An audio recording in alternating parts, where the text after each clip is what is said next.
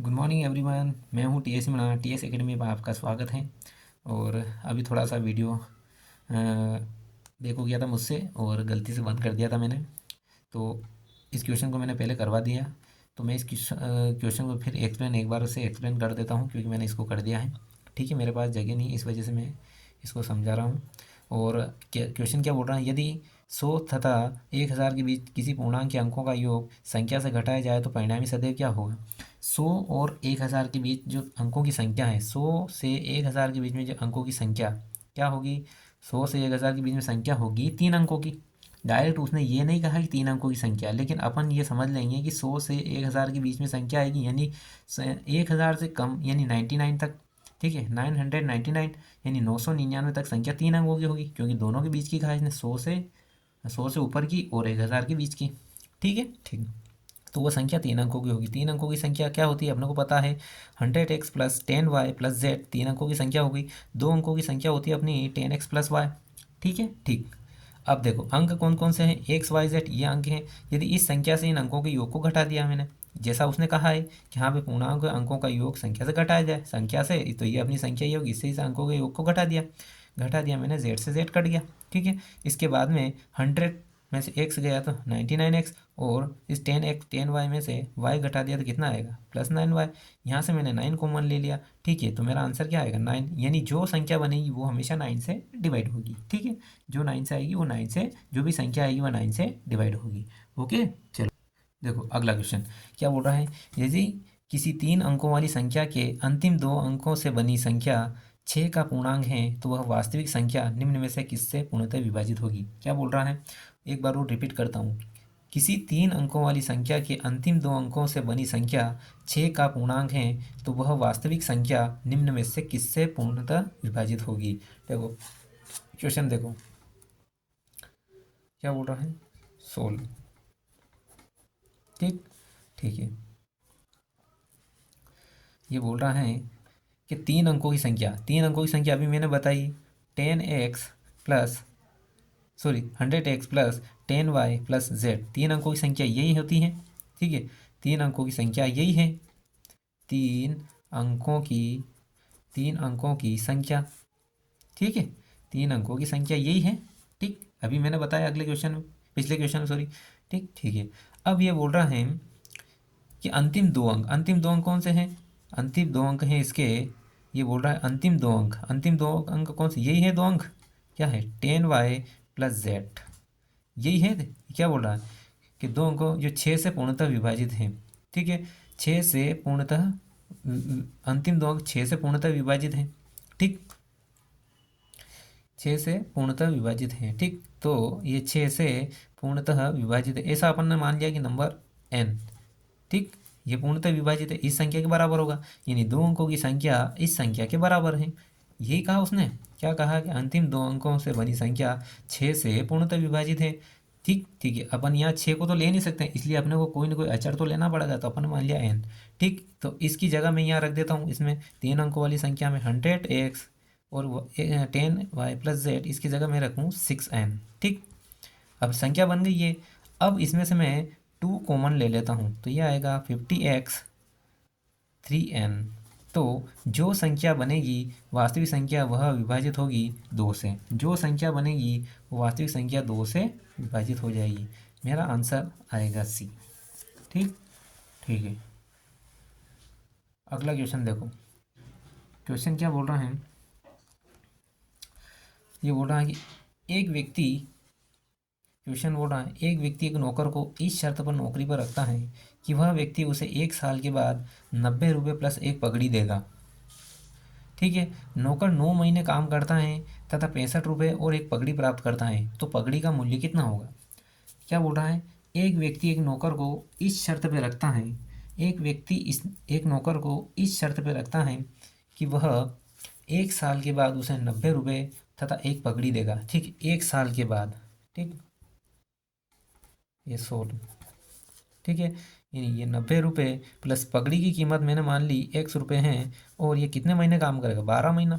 ठीक, यही किसके बराबर होगा, ये होगा 65 रुपये प्लस इस पगड़ी की कीमत, और ये महीना कितना है 9 महीने। यही तो कहा उसने कि भाई एक पगड़ी और 90 रुपये 12 महीने के लिए, और वो बोल रहा है 65 रुपये दिए और पगड़ी की कीमत और कितना है 9 महीने के लिए। ठीक, इससे इसको काट दो।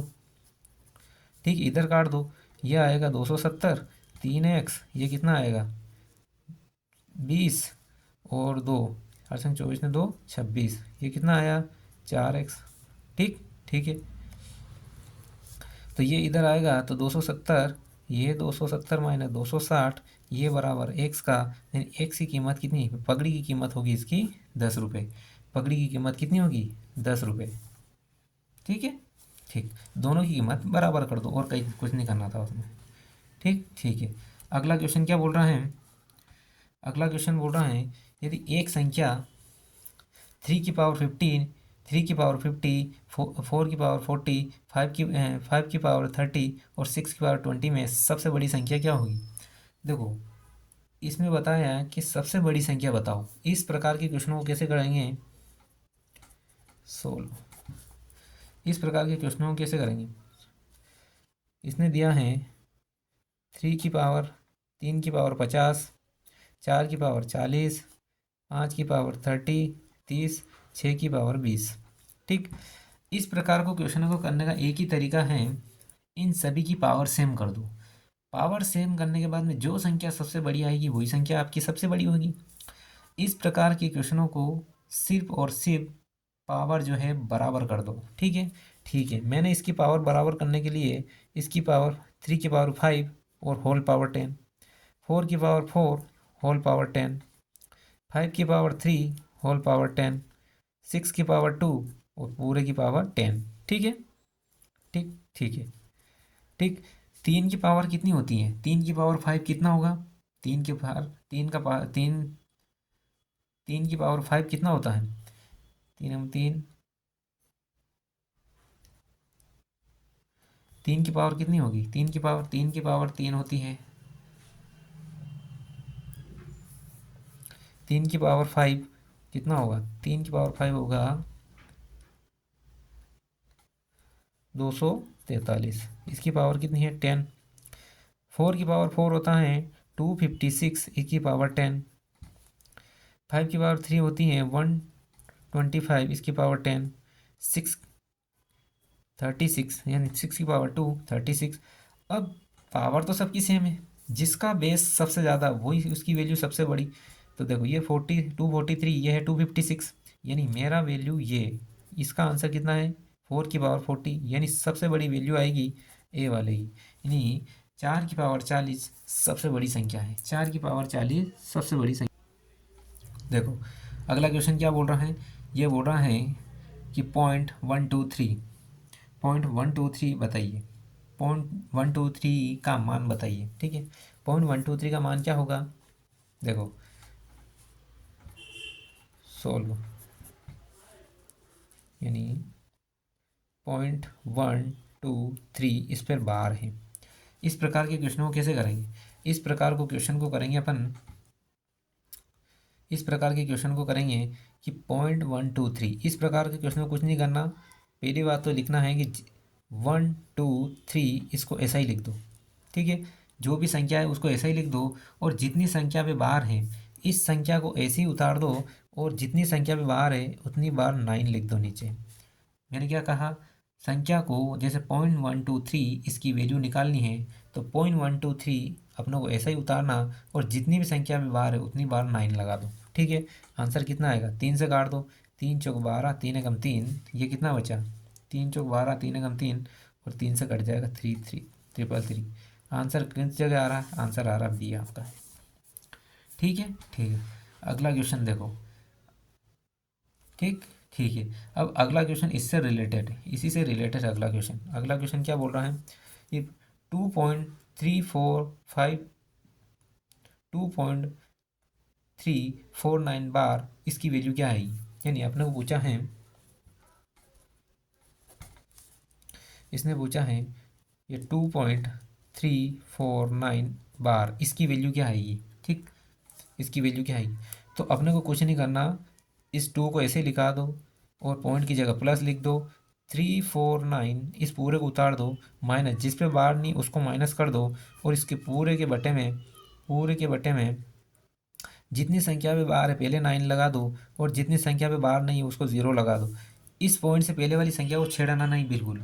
प्लस लिख दिया यानी उसका काम ख़त्म। मैंने क्या कहा, पॉइंट आ रहा है तो सबसे पहले 2 लिख के इस पॉइंट की जगह प्लस कर दो, पूरी संख्या ऐसे की ऐसे उतारो, और जिस संख्या पे बार नहीं है उसको माइनस कर दो, जिस संख्या पे बार नहीं उसको माइनस कर दो, और बटे में जितनी संख्या पे बार है उतनी बार 9 लगाओ, और जितनी संख्या पे बार नहीं है उस संख्या उतनी बार 0 लिख दो। यानी 2 संख्या पे मेरे पास बार है तो मैंने 2 9 लिखा, और इस संख्या पे बार नहीं है इसका मतलब इसको 0 लिख दिया। ठीक है, ठीक। अब इसको सोल्व करें तो 2 प्लस ये कितना आएगा, 3 4 6 अपॉन 990। ठीक है, ठीक।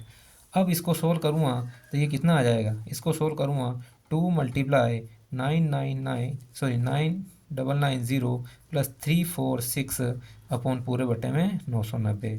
तो ये आंसर आएगा 2326 अपॉन 990। मेरा आंसर आएगा ये बी वाला। ठीक है, मैंने क्या कहा था कि जिस संख्या पे बार है उतनी बार 9 लिखो, और जिस संख्या पे बार नहीं है उतनी बार 0 लिख दो। ठीक, टोटल ये करना, पहले वाली संख्या है उसको प्लस कर दो। ठीक है, आगे देखो अगला क्वेश्चन क्या बोल रहा है। अगला क्वेश्चन बोल रहा है कि 3 की पावर क्या है, 3 की पावर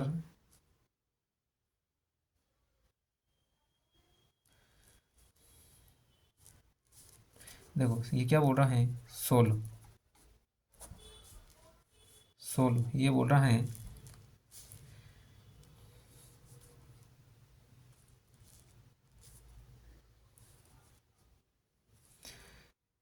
16, ये बोल रहा है 3 की पावर 40, इसका इकाई अंक क्या होगा। इकाई अंक मैंने पहले ही बता दिया था, किसी भी संख्या का, कोई भी संख्या कोई सी पावर आ रही है उस पावर को अपन 4 से डिवाइड कर दो, जितने शेषफल बचेंगे वो उस संख्या की पावर लगा दो। ठीक है, वो उस संख्या की पावर लगा दो, उसी का अपने को इकाई अंक निकालना है।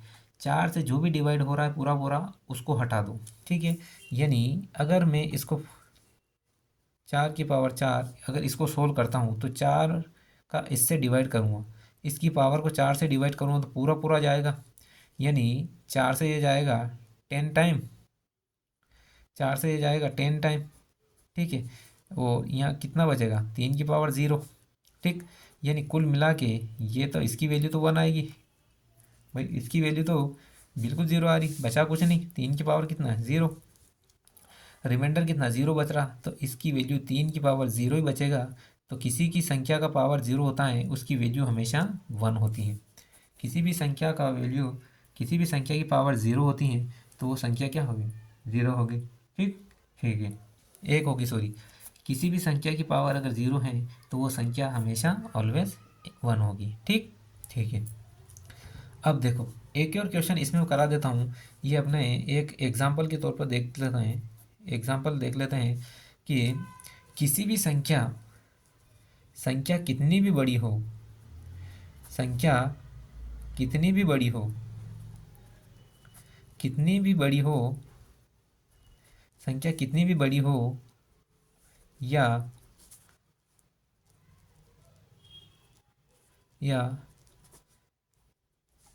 कितना भी गुणा किया गया हो, अगर एक भी मल्टीप्लाई में, एक भी गुणा वाली संख्या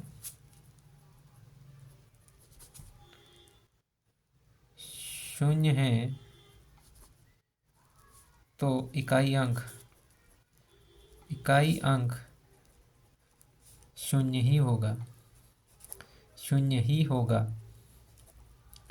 ठीक है, शून्य ही होगा। देखो मैंने क्या कहा कि कितनी भी बड़ी संख्या आ जाए, कितनी भी बड़ी संख्या आ जाए, यदि किसी भी संख्या और अगर वो मल्टीप्लाई में है, कितनी भी बड़ी संख्या आ जाए और अगर वो मल्टीप्लाई में है तो किसी भी एक संख्या का भी शून्य है तो उसका इकाई अंक हमेशा और हमेशा 0 ही होगा।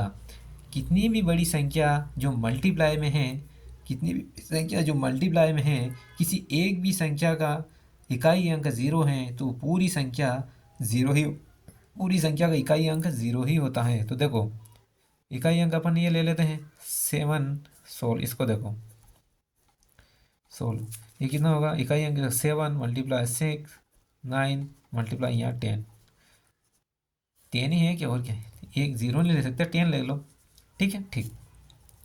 तो इन सभी का मल्टीप्लाई अगर करूँगा तो बाद में 0 ही बचेगा, तो संख्या का इकाई अंक चाहिए, इकाई अंक हमेशा इसका 0 ही होगा, ठीक है ठीक। अब अगला क्वेश्चन देख लो। जब इस तरह से क्वेश्चन एक और ये है इकाई अंक वाला, देखो इसमें क्या बता रखा कि 5432 मल्टीप्लाई 749 मल्टीप्लाई 246 मल्टीप्लाई 496 मल्टीप्लाई 247 का इकाई अंक क्या होगा। इतनी बड़ी इकाई अंक, पहले वाली में 0 दिख गया तो अपने 0 लगा दिया, हाँ भाई किसी भी संख्या का इकाई अंक हमेशा 0 ही होगा, ठीक ठीक है। लेकिन जो ये संख्या दे रही है क्या इसमें इकाई अंक 0 नहीं हो सकता। अपन क्या करेंगे, सबसे पहले इनका इकाई इकाई अंक ले लें, सभी को लेने की मल्टीप्लाई करने की ज़रूरत नहीं है, खाली बस ये 2 ले लो, ठीक है। इकाई इसका इकाई अपने को इकाई अंक चाहिए तो इन सभी का इकाई अंक ले लो, मल्टीप्लाई इसका इकाई अंक ले लो, इसका इकाई अंक ले लो, इसका इकाई अंक ले लो, ठीक ठीक है।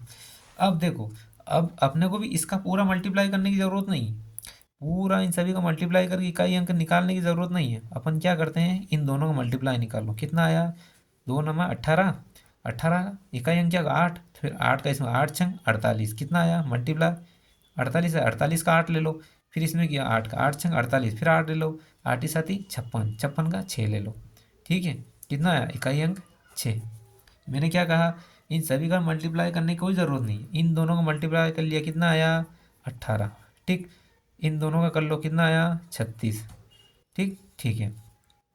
इन चारों को हो गया, अब इन दोनों को मल्टीप्लाई करो, कितना आया, इन दोनों का इकाई अंक लिया 6 8 48, ठीक। कितना आया इकाई अंक 7, एक 7 ये बच रहा, इकाई अंक 8 और ये 7, 7 या 8 56, मैंने क्या कहा था लास्ट में वही बचेगा, वही संख्या है, ठीक है ठीक। तो आज अपनी यूनिट फर्स्ट यूनिट यहाँ पे ख़त्म होती है। मैंने सारे क्वेश्चन करा दिए आपको अच्छे से, और मैं चाहूँगा कि आप इसको अच्छे से करें, अच्छे से समझें, और ये सारी एग्ज़ाम के लिए हैं। मैंने सारे क्वेश्चन इसमें इंक्लूड किए थे, चाहे एसएससी रेलवे बैंकिंग हो और स्टेट लेवल की एग्ज़ाम वाइज भी मैंने सारे क्वेश्चन करवाए। और आपको जो भी अगर बुक से लगा रहे हैं तो बुक से लगाओ, या कहीं से पढ़ रहे हो तो अपने यूट्यूब पे मैंने सारे इस चैनल पे सारे क्वेश्चन इसके पढ़ाए हैं। और ये बिल्कुल आपका 5th डे आपका है एक ही यूनिट का, तो मैंने बेसिक से हाई लेवल तक लाया, सारी यूनिट सारे टाइप की क्वेश्चन करा दिए। और अगला चैप्टर जो लेंगे अपन एलसीएम या एससीएम लेंगे, और आप भी कमेंट बॉक्स में बता दें कौन सा यूनिट आपको चाहिए, ठीक है। तो मैं बिल्कुल अभी स्टार्टिंग किया ही हूँ, और बिल्कुल बने रहिए आप। मैंने बिल्कुल बेसिक से हाई ले गया, हमेशा आपको किसी प्रकार की कोई परेशानी नहीं आए। और मैं रीजनिंग की भी क्लास शुरू करूँगा, एक आध दिन में रीजनिंग की भी करूँगा। रीजनिंग का आपको शाम को मिलेगा, और इसकी मॉर्निंग में मिलती क्लास, ठीक है। थैंक यू एवरीवन, लाइक और शेयर करें, चैनल को सब्सक्राइब करें, थैंक यू।